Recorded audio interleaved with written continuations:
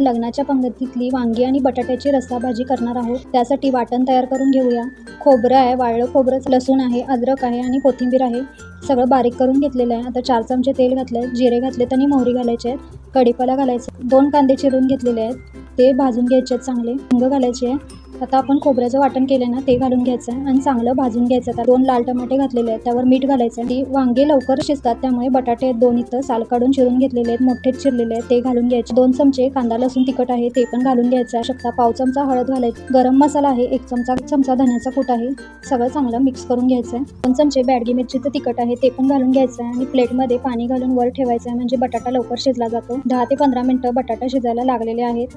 आता 4 वांगी चिरून घेतलेले आहेत, ते पण घालून घ्यायचे. वांगी शिजायला काही वेळ लागत नाही जास्त. थोडं आपण वर पाणी ठेवलेलं ना तेच गरम पाणी यात घालून घ्यायचं. 5 मिनिटातच वांगी शिजतात. आता मीठ आपण कांदा भाजताना पण घातलेला आहे, बघून मीठ घालायचं. मस्त भाजी इथं शिजलेली आहे, वास पण खूप छान सुटलेला.